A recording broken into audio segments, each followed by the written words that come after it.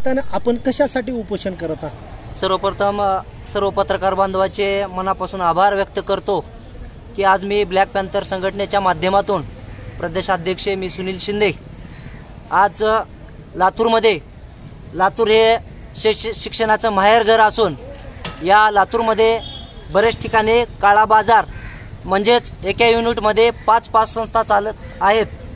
त्याच अनुषंगाने मी आज शिक्षण विभागाच्या अंतर्गत मी इथं आमरण उपोषणावर बसणार आहे आणि बसलेलो आहे। आज पहिला दिवस आहे।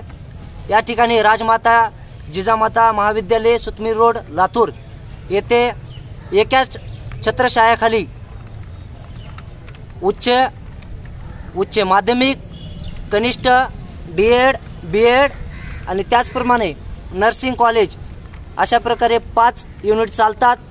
या बोगस शाळेला तात्काळरित्या योग्य ती कारवाई करून ही बोगस शाळा बंद करण्यात यावी। त्याचप्रमाणे याच संस्था चालकाचे सुतमी रोड येथे एक आन्वी गर्ल्स हॉस्टेल म्हणून बेकायदेशीररित्या चालत आहे। त्याला 3 मजलीची परवाना असताना ते 4 मजली परवाना बांधलेले आहेत। या दोन्ही गोष्टीला अनुषंगाने धरून मी आज या शिक्षण विभागासमोर आमरण उपोषणाला बसलेला आहे आणि जोपर्यंत हे युनिट हे संस्था बंद होत नाही तोपर्यंत मी आमरण उपोषण माघार घेणार नाही, हे आपल्या पत्रकार बांधवाच्या माध्यमातून सांगू इच्छितो।